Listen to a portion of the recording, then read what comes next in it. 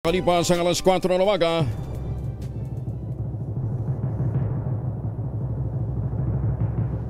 And the Golden Dove for Best Science and Technology Journalist goes to Angelo Palmones, DCRH. Ito na ang 28th KBP Golden Dove Awardee, Best Science and Technology Journalist, si Angelo Palmones sa Magandang Umaga, Pilipinas! DZRH, Magandang Umaga, Pilipinas! Sa DZRH Radio, DZRH TV at DZRH Online. Kasama si Kuya Angelo Palmones. Magandang Umaga, Pilipinas! Luzon, Visayas, Mindanao at sa malampang panig ng mundo naroroon ng mga Pilipino. Kumusta na po kayo? Ngayon po ay Martes sa 28 na ng Oktubre 2025. Sa ulo ng ating mga balita, resignation ni NBI Director Jimmy Santiago, tinanggap na ng Pangulong BBM. Attorney Litong Magno itinalaga ang officer in charge. Data breach itinanggi naman ng GCash. Mas mataas na toll rate sa Cavitex ipatutupad na simula ngayong araw. Repatriation ng mahigit 200 Pinoy na na-rescue sa scam hub sa Myanmar, tinatrabaho na ng pamahalaan. Southeast monsoon o amihan season nagsimula na. Mas malamig na panahon, asahan, i-ready nyo na inyong mga jacket. 5 weather systems magpapaulan sa malaking bahagi ng bansa. Bagong balita, bagong impormasyon, kasama si Kuya Angelo Palmones. Magandang Umaga, Pilipinas! Kasama pa rin natin ang buong radyo natin FM nationwide, ang ating mga action radio station sa Luzon, Visayas at Mindanao. 91.7 BNFM Radio sa Cebu at 94.3 FM sa Jensan. Sa detalye ng ating mga balita, asahan ang maulang araw ngayong Martes sa malaking bahagi ng bansa dahil naman sa 5 weather system. Sa Luzon pa lamang, sinabi ng Pag-asa, 4 na iba't ibang weather system ang magpapaulan. Kabilang ditong low pressure area na huling namataan sa coastal waters ng Dumaran, Palawan. Bagamat palit ang tsansa ng LPA na maging bagyo, asahan namang magpapaulan ito sa Occidental at Oriental Mindoro, kabilang ng Palawan. Samantala, apektado naman ang northeast monsoon, ang Batanes, habang shear line ay siyang magpapaulan sa mga lalawigan ng Cagayan, Isabela at Aurora.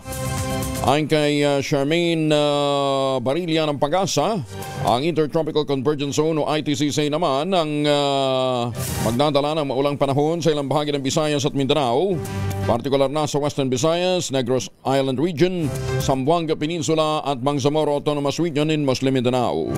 Sinabi ni Barilla na lalabing bahagi ng Bismin, makakaranas din ng mga pagulan sa dakong hapon o gabi, epekto naman ng easterlies. Inaasahan din ang mas malamig na panahon sa mga susunod na araw habang unti-unting nararamdaman na ang simoy ng Pasko. Ito'y makaraang opisyal na ideklara ng Pag-asa ang pagsisimula na ng Northeast Monsoon o Amihan Season. Udyat ng mas malamig na panahon na kadalasang nararamdaman tuwing malapit na ang Kapaskuhan. Ibinata ng Pag-asa ang pagsisimula ng Amihan Season sa meteorological patterns na nagpapakita na lumalakas na ang high pressure area sa East Asia at nagresulta ng malakas na northeasterly wind flow sa dulong bahagi ng Northern Luzon. Bukod dito, naobserbahan na rin ng Pag-asa ang pagtaas ng atmospheric pressures at malamig na paligid. Dahil naman sa bagong development ito, inaasahang magiging dominant ng amihan sa malaking bahagi ng bansa, magdadala ng mas malamig na temperatura simula ngayong araw. Pansamantalang itinigil ang paghahanap sa mga labi ng missing sa Bungero sa Taal Lake dahil naman sa masamang kalagayan ng panahon. Ayon kay Justice Spokesperson at Prosecution Head Attorney Rafael Nicolo Martinez, kasunod nito ng ulat ng Philippine Coast Guard na bababa ang underwater visibility ng naturang lawa. Diyan nananatili pa rin na naka-standby, handang lahat ng mga operating units para sa agarang pagpapatuloy ng search operation. Una nang sinabi ni Martinez na nasa 857 ang mga buto ng tao ang na-recover sa Taal Lake mula July 10 hanggang nitong October 12. Wala ng buhay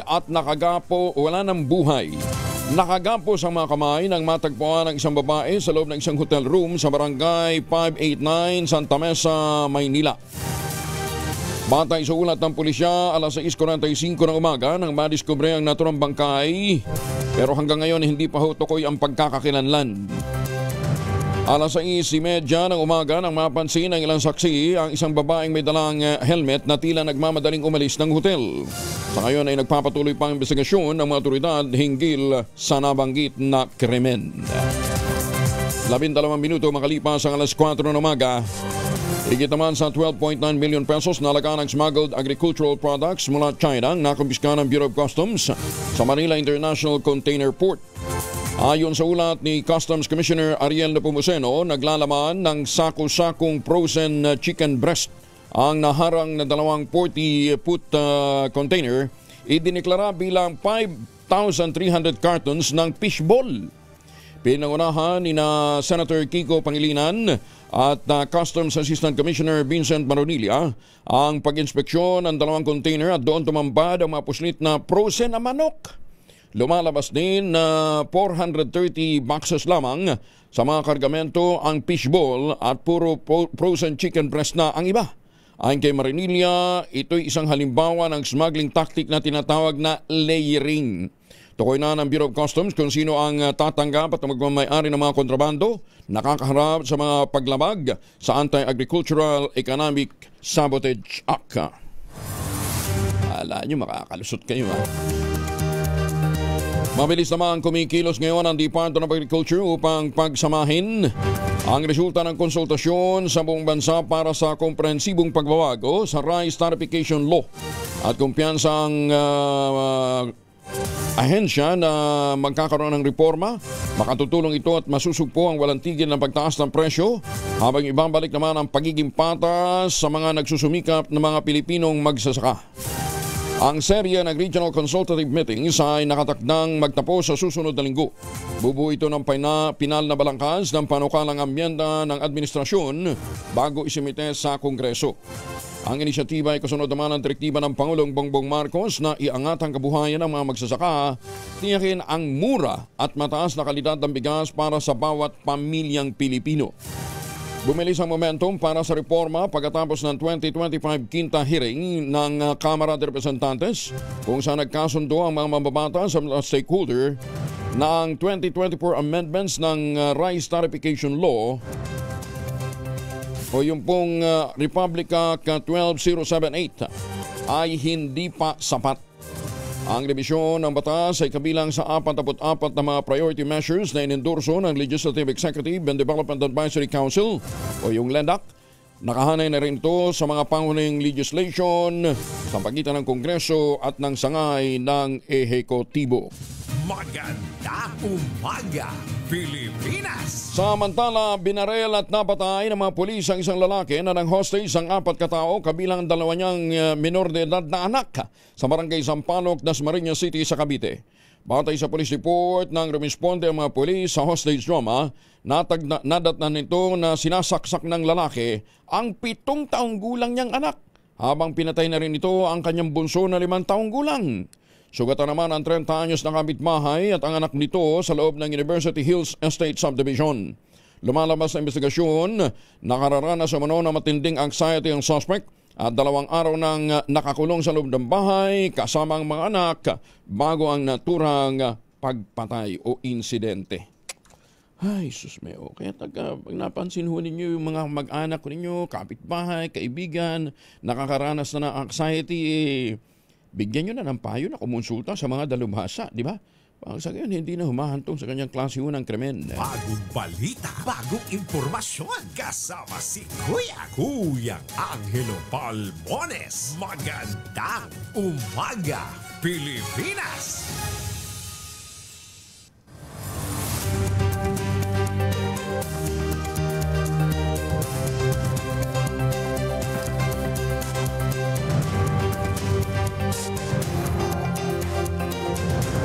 Nakakaringting halaga tayo ng ganyang klase ng mga krimen, ano ha? Naglunsad naman ng online platforms ang Manila North Cemetery at Manila South Cemetery para mas mapadali ang paghahanap ng publiko sa mga puntod ng kanilang mga mahal sa buhay. sa pamamagitan ng memorial search sa www.manilanorthcemetery.ph. Maaaring makita ng user ang pangalan, petsa ng pagkamatay, section, lot at grave number ng namayapa. Meron din itong mapa upang madaling matagpuan ang lokasyon ng puntod. Samantala sa www.manilasouthcemetery.com, tampok naman ang grave list kung saan makikita ang buong pangalan at grave number ng mga nakalibing. Bagamat automated ng sistema, nilinaw naman ang pamunuan ng parehong sementeryo. Patuloy pang ina-update ang kanilang database habang ini-encode pa ang libu-libong pangalan ng mga nakalibing doon. Na magtataas naman ang heightened alert status ang Philippine Coast Guard mula October 30 hanggang November 4 para pa rin sa nalalapit na paggunita natin sa undas. Ayon kay Coast Guard spokesperson Captain Noemi Cayabyab, tinatayang mahigit sa 2 milyong katawan dadagsa sa lahat ng mga pantalan sa bansa. Lalo pat na tumapat pa ng weekend ang All Souls at All Saints Day o November 1 at November 2.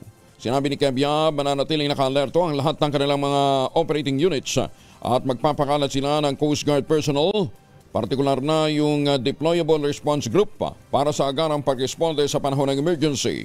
Nakikipag-ugnayan na rin na yung Coast Guard sa Philippine Ports Authority at iba pang mahensya ng pamahalaan para matiyak ang seguridad ng mga pasahero. And in terms po sa security, tayo po ay may close coordination with the Philippine Ports Authority at saka sa law enforcement agencies.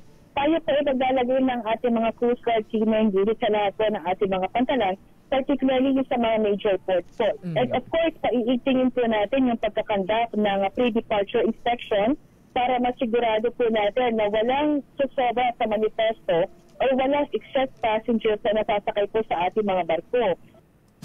Magandang umaga, Pilipinas! Hanggat maaari, travel light. Huwag na kayo magdala na sangkaterbang pasalubong. Kung magbabarko kayo, lalong-lalo na, pahirapan sa mga bus. Pinakamainam, doon na tayo bumili sa ating pupuntahan. Huwag naman. Hindi naman yung nakailangan magbitbit ng santrak na bigas. Di ba? Tsaka yung drum-drum na biscuit. Meron na rin yan sa mga probinsya, di ba? Ay mga misi, sa may araw si Mr. pag-uwi galing ng trabaho. Amay dalian sa germs sa katawan nila para labanan ang amoy araw at amoy pawis gumamit ng Shield Bath Soap regularly. Unbeatable ang Shield sa paglaban sa germs versus another brand may shea butter. Pampalambot ang kuti sa presyong abot kaya 12.50 SRP. Kaya naman recommended ito ng Philippine Nurses Association. Kaya mga misi, sa challenge nyo, subukan ang Shield Bath Soap. Galit sa sakit, may malasakit, sulit na sulit. At habang kayo po ay nagsashower gamit ng Shield Bath Soap, ito muna ang ating mahiwagang tunog, nagkakahalaga ngayon ng 11,000 pesos. Mahiwagang tunog! 11,000 ang halaga po ng ating mahiwagang tunog. Ang inyong mga sagot, ipapadala po ninyo sa 0919-282-6485. Sundin ang tamang format po ng pagte-text, ha? Baka mamaya tama na yung sagot nyo, hindi lang pumapasok dahil hindi sumusunod sa tamang format. MT, yung letrang M at saka T, space, name slash, address slash, contact number slash, at ang inyong sagot. Isang beses lamang po maaaring mag-text sa ating text line na 0919-282-6485 at gamit po ang inyong mobile number. Magre-reflect ho kasi doon pagka marami ho kayong pinadali. Ayan, tapos hindi na ho siya babasahin.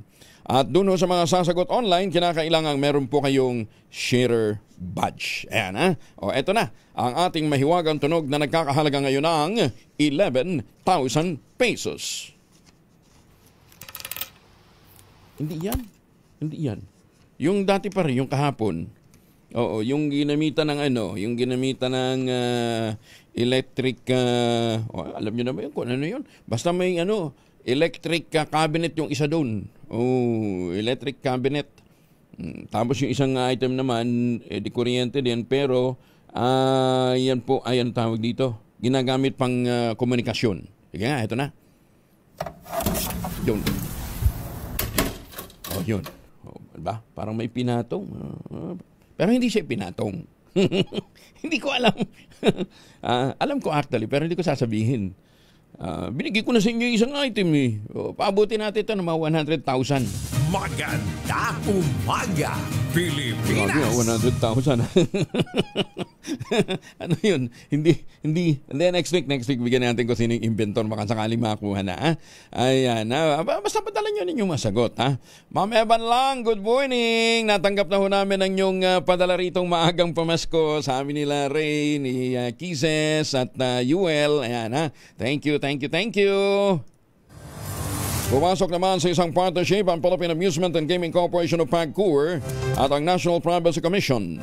Naglalayon itong palakasin ang proteksyon sa data privacy at tiyakin ang pagsunod sa regulasyon ng buong gaming sector sa bansa. Ang collaboration ay ginawa sa pamamagitan ng isang Memorandum of Understanding sa pagitan nga ng PAGCOR at ng NPC. Sa ilalim na kasunduan, ang dalawang ahensya ay magtutulungan upang tugunan ang mga hamon ng privacy ng data, pahusayin ang stakeholder collaboration at ipromote ang isang ligtas at trusted gaming environment.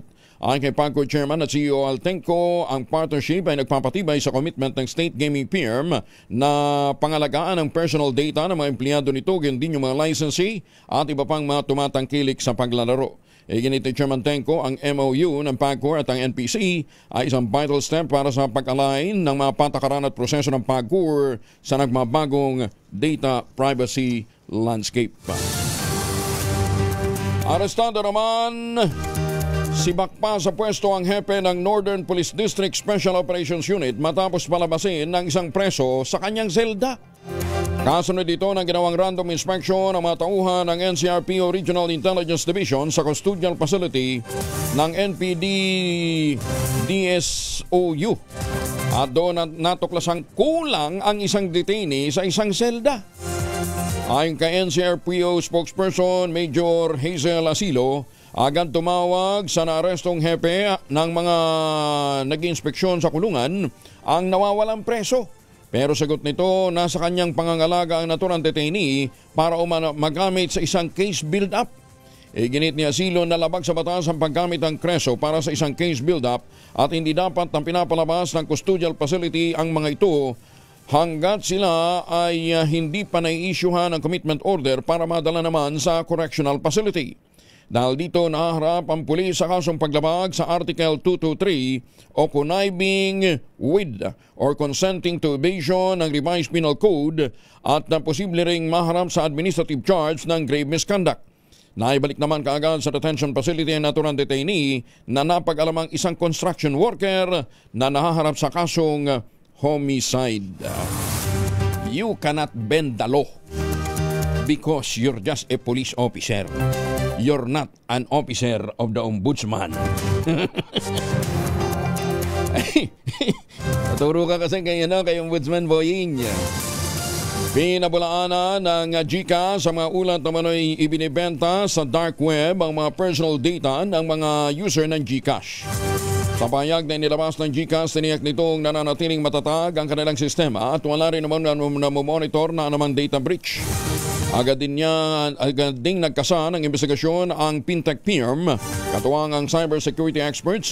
Wala naman silang nakitang ebidensyang magpapatunay sa mga kumakalat na impormasyon.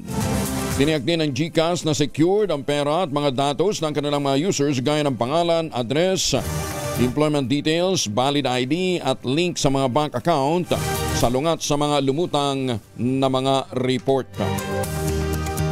Iniimbestigahan na rin ng National Privacy Commission ang umano'y data breach sa operator ng GCash, ang G-Exchange Incorporated. Kasunod dito na maulat na may nagbibenta umano ng mga impormasyon ng mga GCash users sa dark web.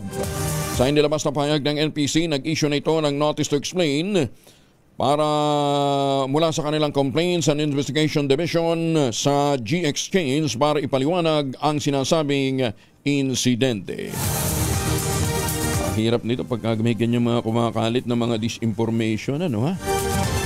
Ay, susume. Ganda bang gising nyo? Dapat nag-ultabayo kasi kayo. Mga mamis, po pwede tayong mag-laundry day today ha? Kunot mo ka ba kapag makapit, madikit at malupit ang mantsa? All you need is pride. Ba't mapahirapan ang self-con sa pride? Is at worry-free naman ang laundry. Sa triple CNUA formula, tanggal ang matitinding manchabi sa Tensa Chocolate, Madden 7 on Cotton. Gawa po ito ng ACS. Maganda umaga, Pilipinas! Nakabubuti sa kalusugan ang paghiga sa kaliwang tagiliran o left side sleeping dahil sa magandang naidudulot nito sa lymphatic system. Base sa ilang artikulo at paliwanag ng mga eksperto, ang katawan daw kasi ng tao ay may tinatawag na dominant lymphatic flow patungo sa kaliwang bahagi kung saan ang karamihan ng lymphatic fluid ay dumadaloy sa tinatawag na thoracic duct. At doon mismo ay dumadaloy papunta sa kaliwang bahagi ng puso, sa kaliwang internal jugular vein at kaliwang subclavian vein. Nakatutulong din naman ang left side sleeping sa gravity para tumulong sa daluyan ng lymphatic fluid, kaya mas magiging efficient ang drainage o pag-alis ng fluid mula sa ibang bahagi ng katawan. O saan side ba kayo natutulog? Huwag daw tutulog ng patihaya kasi lalong-lalo na dun sa mga medyo tabat-chinching, mas mapapadalas ang inyong paghihilik. Mas maayos na lymphatic drainage, ang paghiga sa kaliwang tagiliran ay nagpapabuti sa paggana ng lymph node na nagsisilbi bilang filter sa lymphatic system. Humaharang at sumisira sa mga foreign substance gaya ng bakterya at mga cancer cell. Mahalaga rin umano ang mga lymph nodes sa katawan dahil dito naman naninirahan at na-activate ang mga lymphocyte na mga white blood cell na lumalaban sa inspeksyon at mga sakit. Lumalabas din sa mga pananaliksik na ang paghiga sa kaliwang tagiliran ay nagpapalakas sa lymphatic system na tumutulong sa pag-alis ng basura mula utak, kaya't nababawasan ang panganib ng mga neurodegenerative na sakit. Ang paghiga sa kaliwang tagiliran ay nakabubuti rin sa sirkulasyon ng dugo patungo sa puso at mga organ, lalo na sa atay at bato, at ang pinakamainam na posisyon na ito ay pagtulog kapag ikaw ay buntis. Ayan. Okay, doon sa mga pregi left side ang ating pagtulog. Maganda umaga, Pilipinas! Nandito na naman din ho tayo sa pagtulog. Dapat nag-uultabayo tayo. Isang oras bago matulog, 2 kapsula para mas efficient daw po ang maramdaman natin ang efficiency ng ultabayo. Ano nga bang ultabayo? Ang ultabayo po ay postbiotic with Lactococcus lactis-strain plasma. Ito po ay dumaan sa mahabang clinical trial sa Japan. Hindi po testimonial, hindi kwentong kutsero, kundi human clinical trial. Ang bawat kapsula ng ultabayo ay nagtataglay ng 50 billion cells ng Lactococcus lactis-strain plasma. Kaya napaka-potent po nito na pagpasok po sa ating katawan, sa ating sistema, ina-activate po yung PDC, yung plasmacytoid dendritic cell. Yan po yung tinatawag na madalubasan na commander ng ating immune system, responsable sa pagtataboy ng mga toksin sa ating katawan habang tayo po ay natutulog. Nakatutulong po ang ultabayo para ma-achieve natin magandang tulog. Siyempre, pagka magandang tulog, nalalabanan natin ang puyat, pagod at stress. Ayan. Magandang gising natin sa kinabukasan. Yung pang pagharap mo sa salamin, sabihin mo kagad sarili mo, Angelo, ang pogi mo ngayon. Ayan. Sasagot ka naman, salamin, since birth. Konting yabang. Total, kailan naman ng sarili mo kausap mo Ay, hindi daw, sabi nila, may sayad, baka kinakausap mo sarili mo. Hindi. Yan parang assurance ng sa sarili mo. Hindi, totoo yun. Dapat kinakausap mo rin once in a while sarili mo. Lalo-lalo pagkaharap mo sa salamin mo. Alam ka naman, nanay mo lang pupuri sa sarili mo, dapat purihin mo rin sa sarili mo. Ayan Ilan lamang ho yan sa mga benepisyo po ng ultabayo. Ang ultabayo po ay rehistrado sa Food and Drug Administration, halal certified. Ngayon, kung kayo po may mga katanungan pa, pwede ho kayo mag-text sa 0931-033-2871. Ang ultabayo po ay available sa Mercury Drug, Southside Drug, HB1 Plus Pharmacy, John's Pharmacy, Amesco Drug at Curamed. At ito pang good news pa rin Kapag bumili ka ng isang box ng Ultabio Postbiotic yung 30 capsules sa anumang Mercury Drug Store sa buong bansa, makakakuha ka ng free 100 pesos Mercury Drug Gift Certificate. Promo runs from August 1, 2025 to July 31, 2026 per DOH FDA CFRR permit number 0981-07-2025. Mahalagang paalala, ang Ultabio hindi gamot at hindi dapat gamitin panggamot sa anumang uri ng sakit. Maganda umaga, Pilipinas! Mag-asawa at anak patay sa aksidente sa Pantukan, Davao de Oro. Detalye na balita mula kay June Suter mula sa Action Radio Davao. Mayang buntag ni mo, June. Mayang buntag usab, Kuyang Angel. Nasawi ang mag-asawa at kanilang 13 anyos na anak matapos maaksidente ang sinasakyan nilang motorsiklo sa National Highway ng Purokuan, Barangay Magnaga, Pantukan, Davao de Oro nitong gabi ng Lunes, Oktubre 27, 2025. Batay sa report ng Pantukan Municipal Police Station, minamaniho ng isang sundalo ang motorsiklo sakay ang kanyang buntis na asawa at anak. Ang mga biktima ay pawang residente ng Purok 9, Kawayan, Magnaga, Pantukan, Davao de Oro. Sa inisyal na investigasyon, habang binabaybay ng pamilya ang kanyansadang patungong Mati City, Davao Oriental, biglang nag-overtake ang isang dump truck mula sa kabilang lane at sumalpok sa kanilang motosiklo. Agad ay sinugod sa ospital ang mga biktima, ngunit ideklarang silang dead on arrival. Hawak na ng mga kaotoridad ang driver ng dump truck na nakilalang si alias Tino, 50 anyos, residente ng Paquibato District, Davao City. Patuloy pang investigasyon ng kapulisan sa nasabing insidente. Ito si June Suter para sa DZRH. Una sa Pilipinas, una sa Pilipino. Ayun, salamat June Suter. May buntag sa matig paminalat tulian sa Davao, ha? May buntag sa matig paminalat tulian sa Subo. Ito pa, mag-asawa at anak patay din sa isang aksidente sa... ito na pala yung binanggit ni June Suter. 3 naman patay, 2 nawawala matapos mahulog ang isang elf truck sa bangin dyan po sa Bontoc Mountain Province. Detalye na balita mula kay Romy Gonzalez sa RH41 ay Magdabigat Romy.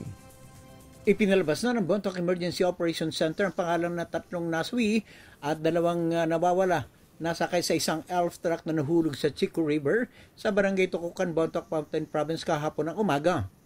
Sa 5 biktima na nasakay sa asul na elf truck, ang katawan ng 3 biktima ay nahanap sa kahabaan ng Chico River at idineklarang dead on the spot ng attending physician na si Municipal Health Officer Dr. Diga K. Gomez.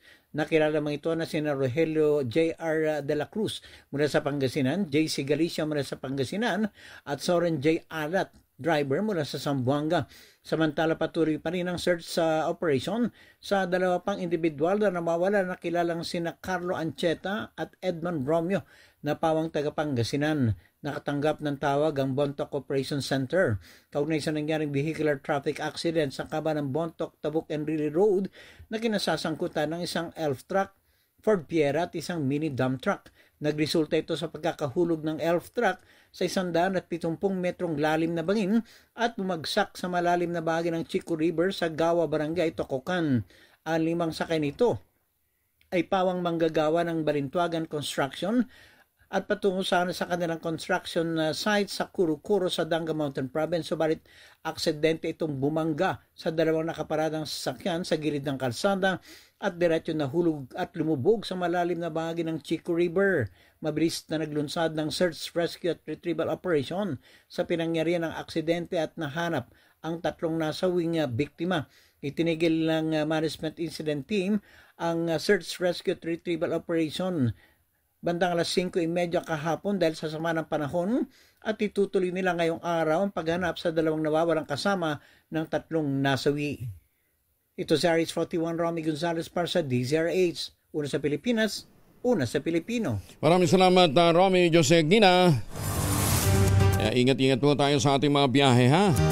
Lumagda ng Memorandum of Agreement ng Food Terminal Incorporated na nasa ilalim ng Department of Agriculture at Clark International Airport Corporation para sa pagtatatag ng 3.6 billion pesos na bagsakan ng Bayan Mega Food Hub o BBM Food Hub, isang malakihang agri-food complex na naglalayong mapalakas ang seguridad ng pagkain at kita ng mga magsasaka.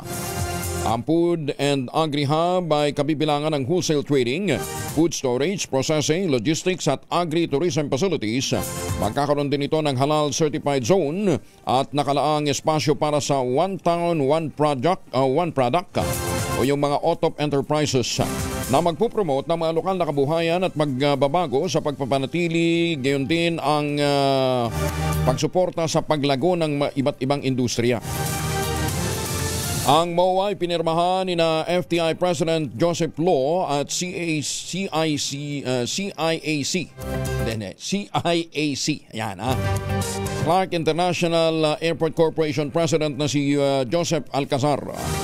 Sinaksihan ni Agriculture Secretary Francisco Laurel Jr. ang lagdaan ng kasunduan sa isang seremonya at sinabi nito ang proyekto ay sumusunod sa matagumpay na modelo ng mga kalapit bansa, partikular na sa Thailand, kung saan ang kanilang food hubs ay nagresulta ng pag-unlad ng agrikultura. Ayon po kay Secretary Laurel, ito ay isa lamang sa ilang mga food at agri-hubs na gagawin upang sa iba't ibang panig ng mundo upang masiguro ang matatag na merkado at pangmatagalang seguridad sa pagkain.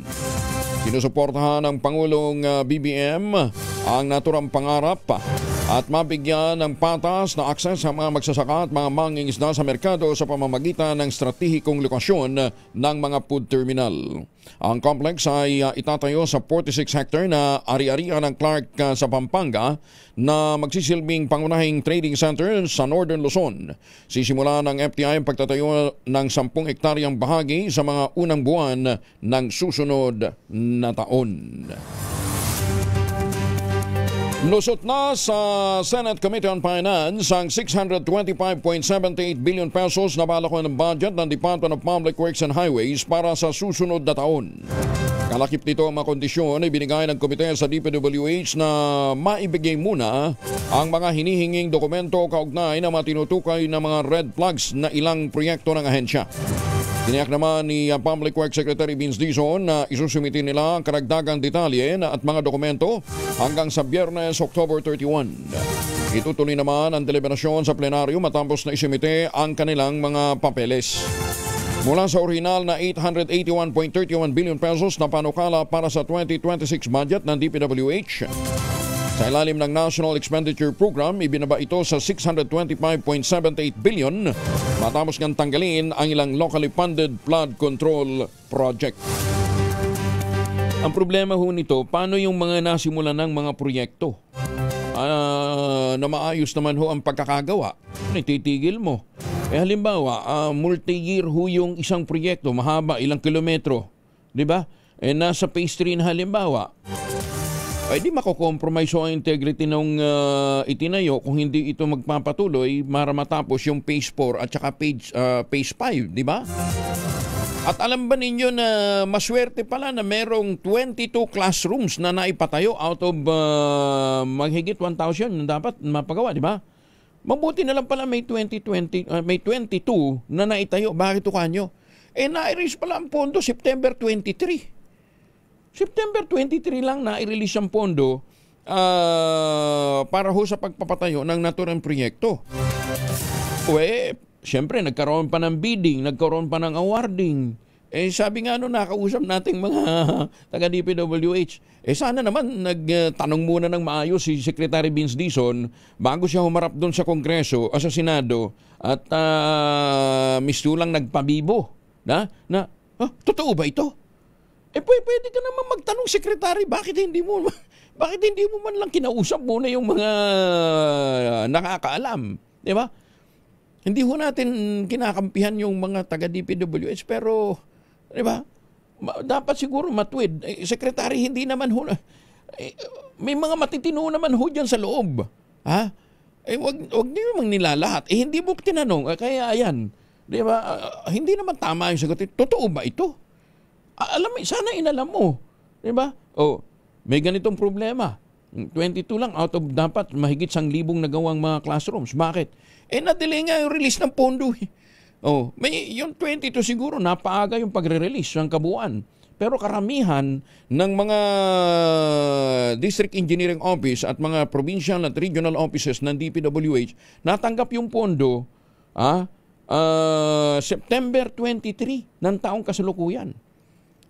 Siyempre, nagpa-bidding. Pagkatapos magpa-bidding, saka lamang nai-award yung proyekto. Anong ba ngayon? September, October. Paano nga namang matatapos?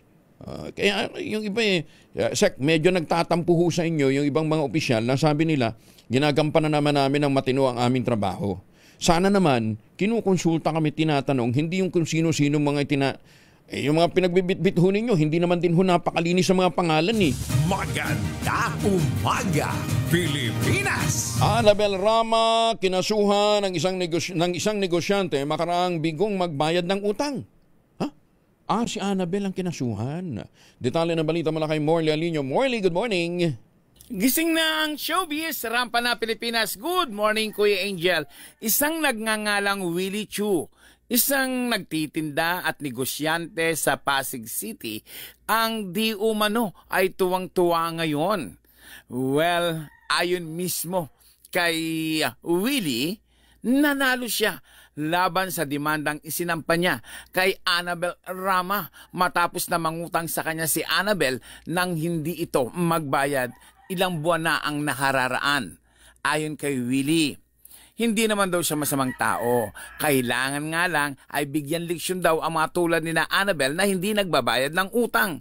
Kaya ayon, ngiti hanggang langit ang nararamdaman ng isang negosyanteng Willie Chu para sa isang Annabel Rama na natalo niya kamakailan sa korte matapos na siya ay utangan ng halagang 200,000 pesos. Iyan ang ating DZRH Showbiz Status News. Ako po ang inyong RH47, Morley Alinio para sa DZRH. Una sa Pilipinas, una sa Pilipino. Babu! Maraming salamat, Morley. At 200,000, kayang-kaya ni Annabel yan. Ayan, ha? Ay, teka muna, eto naman, 300,000 naman ang ibinigay na pabuya ng isang negosyante para matunton. Ito naman, ito talaga matagal ng estapador to, si Christian Calalang.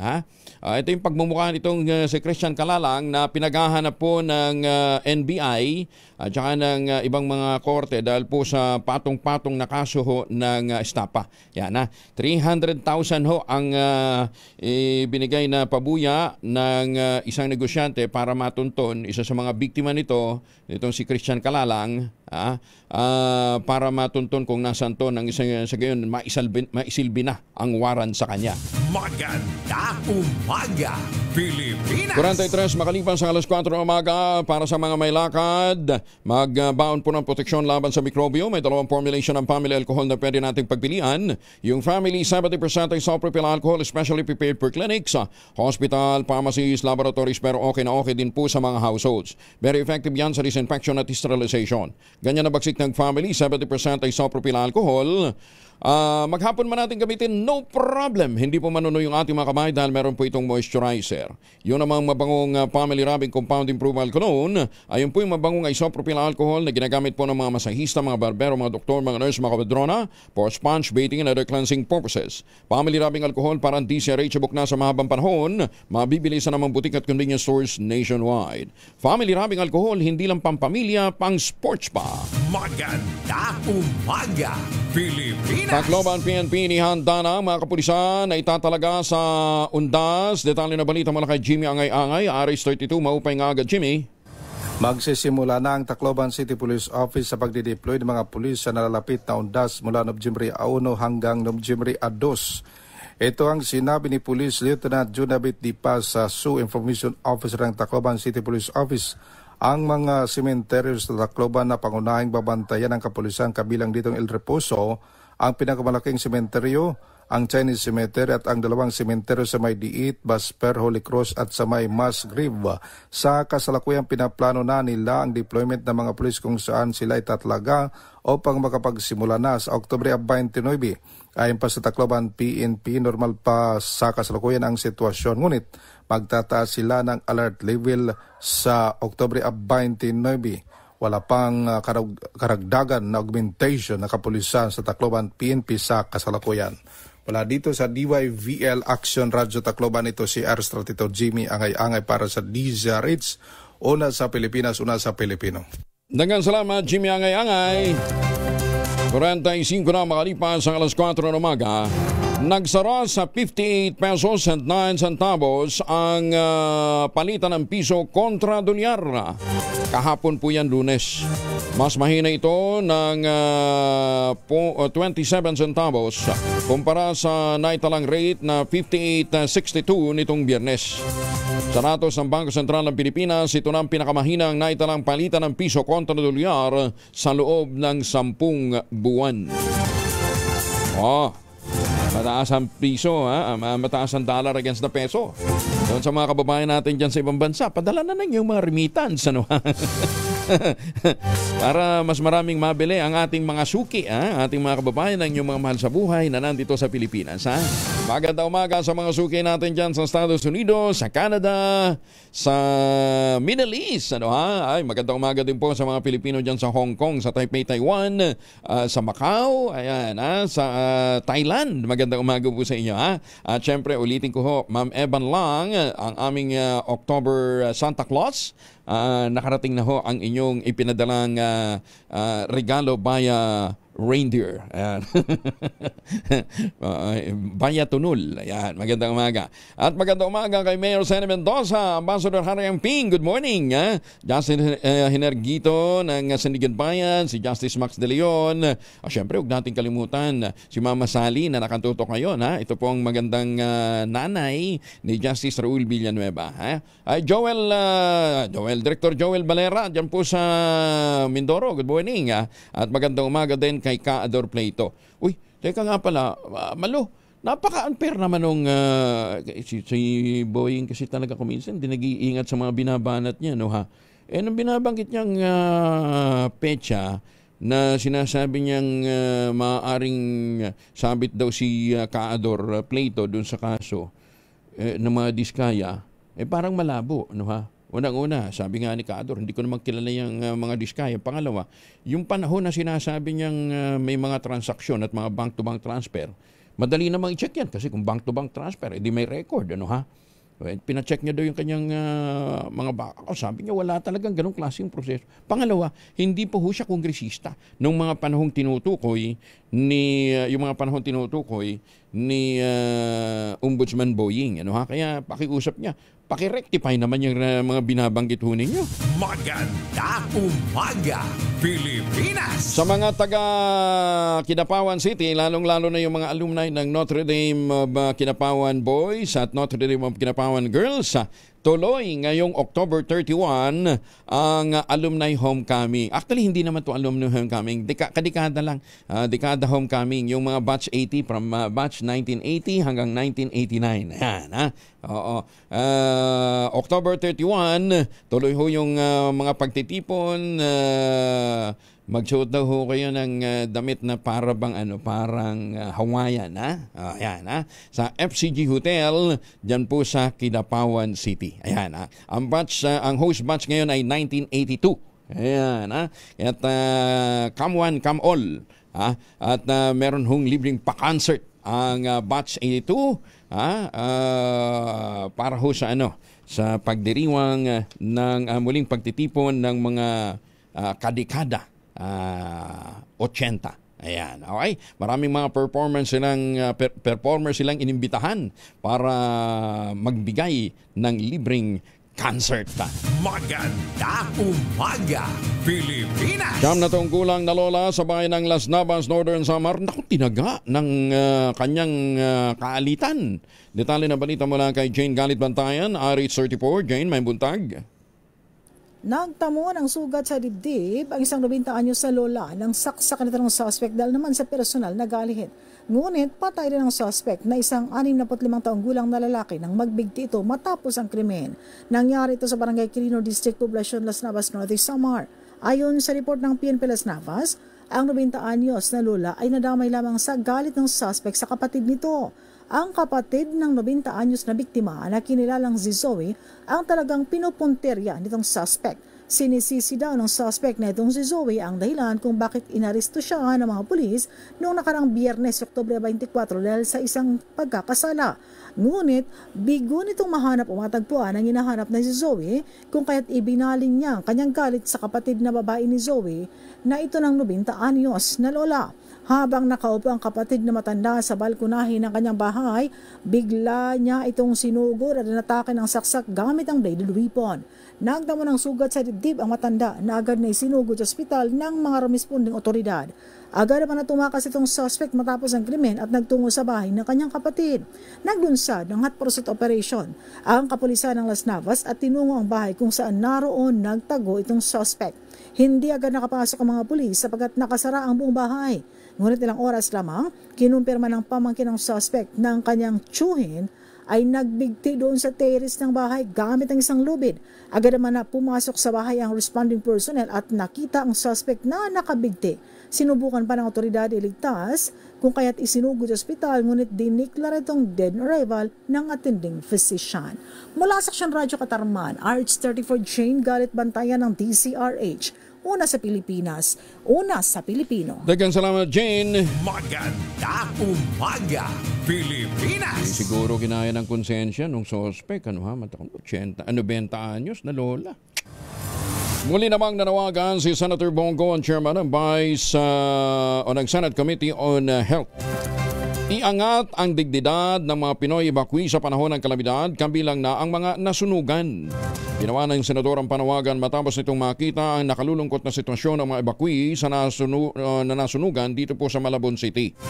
Tinatayang nasa 200 pamilyang nasunugan ang pansamantalang tumutuloy sa isang paaralan sa Malabon na ayon sa senador, hindi sana ganito ang sitwasyon.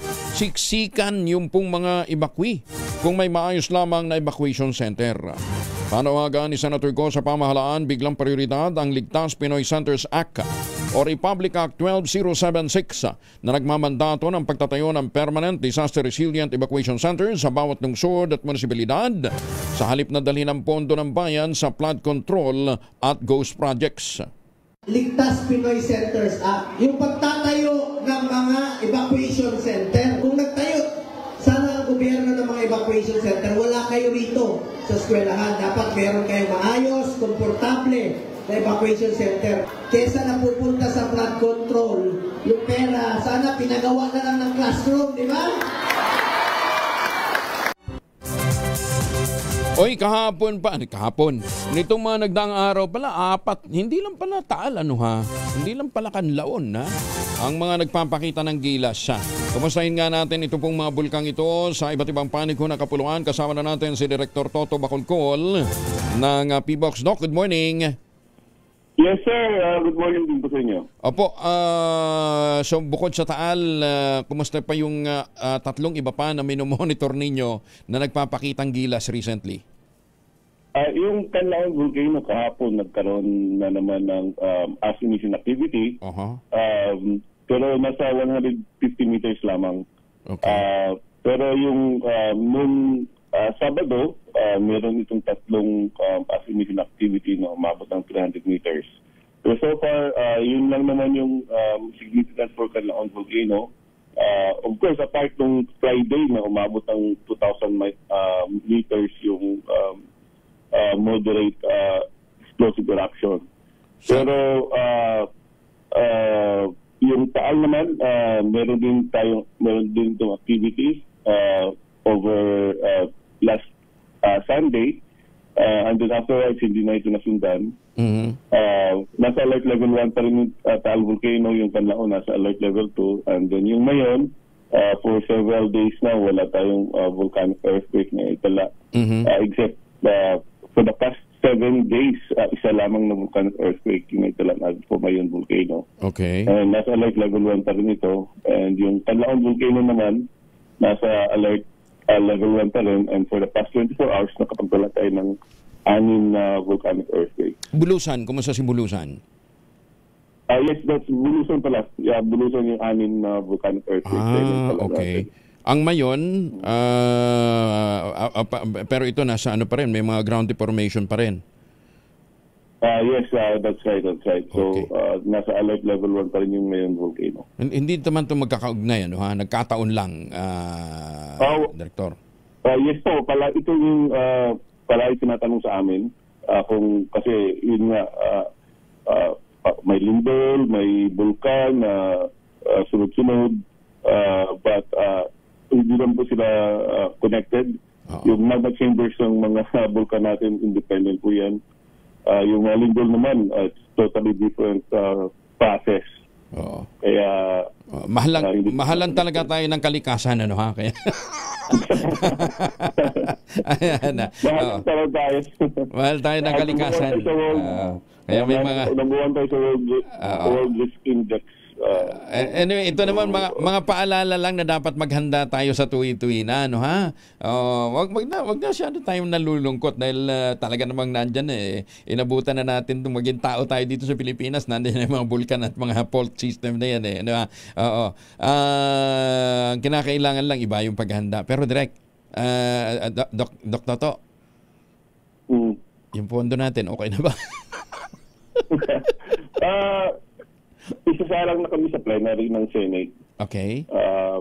Yes, and yun nga, hoping na madagdagan sa Senate yung pondo natin kasi hoping pa rin tayo. Wala pa rin yung actual na dagdag. Wala pa. Yung sa modernization kasi it was signed middle of this year, di ba? So baka naman po pwede nga sila magsingit ng sa mga program. Baka pwede na tayo magdagdag na supplemental. Di ba? Nagsubmit kami ng request that side. Sige, kulitin natin. Baka sa period of business na ito matatakal. Di bali, kulitin na lang natin sila. Di ba? Kasama nyo kami dito sa panawagan ito, Dr. Toto, ha? But in the meantime, doon sa mga team ninyo na nakadeploy sa iba't ibang mga bulkan natin at mga fault area, ingat lang ho, kinakailangan iba yung pag-iingat, ha? Ilan pang kulang nyo uli, Director? Ilan ang kulang natin? Na mga tao? Na mga tao, 400. 400. Ayan, okay. So, positions, 400 to complete the required manpower. Yeah, that's right. The ideal. Hindi pa yun surplus. Ideal pa lang. Ayan. Director, maraming salamat. Ingat po kayo. Thank you. Maraming salamat. Yes, sir. Si Dr. Teresito Bacolcol ng PBOX. Ayan, ha? So, sa mga mambabatas natin, sa mga policy makers natin, pakiusap naman. This is better than flood control. Kasi mga scientists ito na magmo-monitor for the safety of everyone. Maganda umaga, Pilipinas! Kaya nga hindi makapag-focus tayo sa research, di ba? Dapat sana nakapag-develop po tayo ng mas maraming mga monitoring equipment, hindi tayo nag-i-import sa Japan, ano ha? Kasi kumpletos recados tayo eh. Mantakin ho ninyo, average of 20 typhoons every year. Kung sa galing natin, meron tayong built-in laboratory. Kompleto tayo ng bulkan, kompleto tayo ng fault system. Pero yung mga device natin, kinakailangan pang-importahin natin. Bakit? Yung manpower natin, pang monitoring, di ba? Hindi sila makapag-dedicate ng tao for research and development. Senator Erwin Tulfo nakahandang harapin ang co-warrant to case laban sa kanya sa Senate Electoral Tribunal. Detalye na balita mula kay Raymond Edpa sa RH28. Raymond, good morning. Nagpahayag ng kahandaan si Senador Erwin Tulfo na harapin ang co-warrant to case laban sa kanya na inihain sa Senate Electoral Tribunal o SET. Ayon kay Tulfo, alam niyang may nakabinbin na petition laban sa kanya sa SET na inihain ng parehong tao na unang nagkain ng disqualification case laban sa kanya. Hindi na umano nagulat ang senador dahil paulit-ulit nang nagkain ng kaso laban sa kanya ang complainant na isang disbarred na abogado. Ito ay si Bertini Catalunya Causing na lumalabas 2 beses na disbarred ng Korte Suprema. Sa kanyang social media page, ginigit ni Causing na isang Amerikano si Senador Erwin Tulfo. Nag-fundraising pa ito para lang may magasto sa pagkain ng co-warrant to petition laban kay Senador Erwin noong July 15, 2025.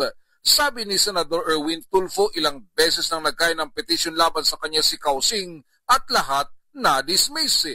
Diin ng senador, tuloy lang ang kanyang trabaho dahil inihalal siya ng taong bayan para maglingkod at yun ang patuloy niyang ginagawa sa ngayon. Ito si RH28 Raymond at Paz para sa DZRH, una sa Pilipinas, una sa Pilipino. Maraming salamat, Raymond. Magandang umaga, Pilipinas. At muli sa mga kababayan natin pabalik ng Pilipinas, huwag nang magpasalubong ng imported na tsokolate dahil meron po tayong tangerine chocolate. Ang tangerine chocolate po ay produkto ng mga magdiniyog ng mga magsasaka dyan po sa lalawigan ng Quezon. Sa tulong po ni Dr. Helen Tan, yung po mga planting material ng kakao galing Davao, itinanim po yan sa ilalim po ng mga nyugan. Kaya makapag-produce sila ng dekalidad na kakao beans, pinoprocess para maging tangerine chocolate. Kaya ang tangerine chocolate po ay brand ng mga magdiniyog dyan po sa lalawigan ng Quezon. Ha? Available yan sa 0919-095-5935. May mahigit 10 variants riyan ng mga raw materials ay galing din po sa ani ng mga magsasaka. I-check po ninyo sa tangerinechocolate.ph. Ang sabi nga po ni Dr. Helen Tan, sino bang magmamalakasakit sa Pilipino kundi ang kapwa Pilipino? Kaya sa bawat tangkilik natin ng tangerine chocolate, pinalalakas natin ang loob ng ating mga magsasaka. Pinalalakas natin ang ating lokal na ekonomiya. Tangerine chocolate 100% gawang lokal, but taste and looks global. Tinulungan po ito ng DTI at ng DOST. Magandang umaga, Pilipinas. Nanawagan naman si Singapore Prime Minister Lawrence Wong sa mga magulang hindi lamang sa Singapore, kundi sa iba't ibang panig ng mundo. Huwag gawing babysitter ang mga gadget o cellphone para mapatahimik sa pag-iyak ang isang bata o para ito ay malibang. Sa harap ito ng pangamba sa masamang epekto ng teknolohiya sa mga bata at screen addiction sa mga infants o mga toddlers. Kwento ni Prime Minister Lawrence Wong, dati nililimitahan ng mga magulang ang panonood sa telebisyon ng mga bata. Pero ngayon, nagbago na at lahat ng mga bata ay online na. Humahawak ng cellphone 24/7. Babala ni Wong sa publiko at sa mga magulang kung sobra ang magiging attachment ng bata sa virtual world. Posibleng mahirapan ang mga ito sa totoong buhay. Posible rin naman na makaapekto sa self-esteem, emotional development at mental well-being ang bata sa katagalan. Dahil dito kinukonsidera ng pamahalaan ng Singapore na gumawa ng mahakbang para suportahan ang mga magulang kung paano nila may iwas ang kanilang mga anak sa labis na pagkonsumo ng online space at kung paano mas magiging ligtas para sa mga bata ang social media. Ayan ha. Ito ho yung Tita Tina. Naka-ready ba yung binigay ba natin sa RHTV yung pahayag ni President Lawrence Wong, Prime Minister Lawrence Wong ng Singapore? Ala pa? Sige, mamaya, i-ready natin ha. Maganda yung kanyang panawagan ho sa mga magulang at saka pakiusap niya ho sa mga policy makers saan doon dumating ang panahon na meron pong katulad na pulisiyang ipatutupad para po sa kapakanan at kaligtasan ng ating mga sanggol o mga toddlers. Magandang umaga, Pilipinas. 4 na minuto makalipas sa 5:00 umaga.